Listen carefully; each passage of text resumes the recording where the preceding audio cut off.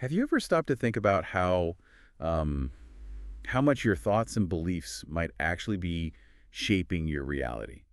Like how your focus could be the real driver behind getting what you want. Oh, absolutely. And you've probably heard terms like manifestation or the Yeah, law of attraction thrown around a lot. exactly. They're everywhere. And they promise this, direct path to making your dreams come true, sometimes making it sound almost too easy. Right. So, in this deep dive, we really want to cut through some of that noise.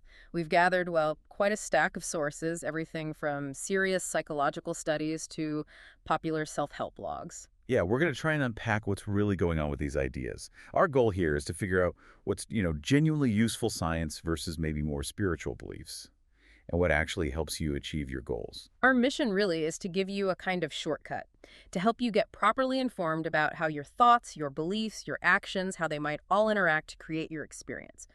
We found some surprising facts and I think some really practical insights. Okay, so let's unpack this. Let's do it. Maybe we should start with some definitions because law of attraction, manifestation, they get used almost interchangeably sometimes. Hmm. So the law of attraction, or LOA, what is that basically? Okay, so at its heart, LOA is a spiritual belief.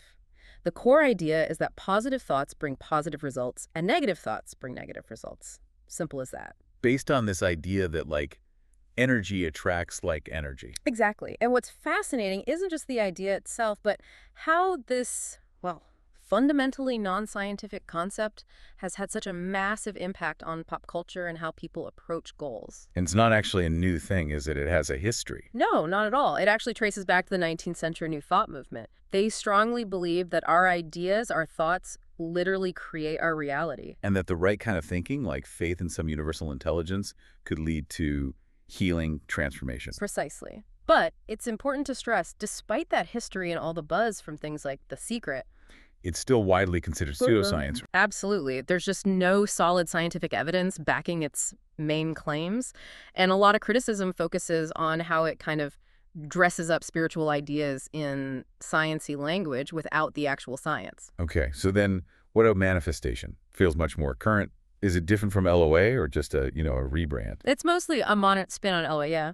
Manifestation usually talks about self-help strategies, things like visualizing what you want to make it happen. So focused thoughts, strong beliefs, taking action, affirmations, setting intentions, that kind of thing. Exactly. All those techniques fall under that umbrella. What I found really interesting, though, is how much they overlap. One of our sources, this article, I Quit Binge Eating, nailed it with their big thought. Oh, yeah, I remember that one. It said confirmation bias and the law of attraction are same, but different, but same. Huh. Yeah, that captures it perfectly. And that same really boils down to one powerful idea. Whatever you focus your mind on is what you tend to get more of. Which is compelling, whichever way you slice it. Definitely. Okay, so let's dive into why it might work, or at least seem to work, maybe from a more scientific angle. And the first big piece here seems to be confirmation bias. Right. Confirmation bias is a really well understood thing in psychology. It's basically our brain's tendency to notice, remember, and favor information that confirms what we already think or believe. Like that classic example, you meet someone from Austin, Texas, Uh-huh. and then bam, suddenly you're hearing Austin mentioned everywhere. You start thinking, wow, Austin's suddenly so popular. Exactly. But Austin hasn't changed. You've changed. Your brain is now tuned in to notice references to Austin because it confirms that new piece of info you have. It's not attracting Austin, it's filtering for Austin. And that filtering idea leads us straight to another fascinating bit of brain stuff. The reticular activating system, the RAS. Yeah, the RAS.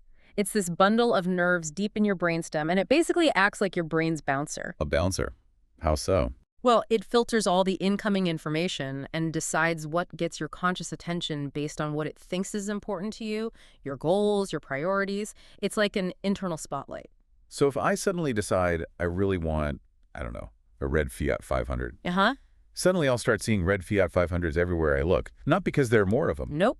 It's because your RAS has flagged red Fiat 500 as important, so it lets those sightings through the filter into your awareness. That makes so much sense. And this is why people say just writing down your goals and looking at them regularly can be so effective. Precisely. You're basically programming your RAS. You're telling it, hey, pay attention to things related to this goal, so it helps you spot relevant opportunities you might otherwise miss. Okay, this is getting interesting. And it goes even deeper, doesn't it? Into things like visualization and neuroplasticity. It really does. Visualization or mental imagery isn't just daydreaming. When you vividly imagine doing something, you're actually firing up the same neural pathways in your brain as if you were physically doing it. Whoa, so it's like practice, but just in your head? Kind of, yeah. And this ties into neuroplasticity, the brain's amazing ability to change and rewire itself based on experience. And that experience can be real or vividly imagined. So the more you visualize something. The stronger those neural connections become, which can actually lead to better performance when you do the real thing. Your brain doesn't always make a sharp distinction. That explains why athletes use it so much. Totally. They visualize success, sure, but they also visualize overcoming challenges. It builds resilience, cuts down anxiety, helps them get in that zone. Consistent mental practice can be just as crucial as physical training for them. Okay, stepping back a bit. There's also the idea that maybe some of this is down to the placebo effect. Yeah, psychological studies do suggest that. If you strongly believe something will work or expect a certain outcome, that belief itself can influence what happens, even physically. It just shows how powerful our mind is, especially regarding health and well-being. And related to belief, we have to touch on self-efficacy, right? Albert Bandura's idea. Absolutely. Self-efficacy is crucial. It's your belief in your own ability to actually do what's needed to succeed at a task. It's not just wanting it. It's believing you can organize and execute the steps. So it's about confidence in your capability. Pretty much. And Bandura found it comes from a few places. Actually, succeeding at things in the past, mastery experiences. Seeing other people like you succeed, that's vicarious experience. Being persuaded by others you trust. And even how you interpret your own physical reactions like stress or excitement. And having stronger self-efficacy makes a real difference. Definitely. It leads to more effort, sticking with things when they get tough. It can even change how you think and react physically, ultimately boosting your actual chances of success. Okay, so we've looked at some plausible scientific reasons: confirmation bias, RAS, visualization, placebo, self-efficacy, why focusing your thoughts and intentions might feel like it works or even genuinely help. But we absolutely have to look at the skeptical side too, especially where these beliefs can become, well, problematic. Absolutely crucial, because while it's popular, we have to be clear. There is zero empirical scientific evidence supporting the core claims of the law of attraction itself. It's widely considered pseudoscience. And the critics really hammer how its proponents misuse scientific terms, don't they? Oh, constantly. Things like quantum mysticism, twisting quantum physics concepts completely out of context, or making just plain wrong claims like brain waves being 40,000 hertz. They're actually much slower, like 1 to 100 hertz maybe. Yeah, one of our sources, the Psychology Today piece, listed some real howlers: electrons having positive charges, physics saying like always attracts like, thinking burns brain matter, that only ether conducts light and connects minds. I mean, it's just fundamentally incorrect science being used to give it an air of legitimacy. So beyond the shaky science, what are the big philosophical or practical critiques? That no list was pretty stark. It really was. First up, there's the no-action critique. The idea that you only need to believe and live as if, and that taking action actually shows doubt, which, flies in the face of pretty much every real-world success strategy. Right, and tied to that is no plan, no date. You don't need a plan or a deadline because the universe works instantly.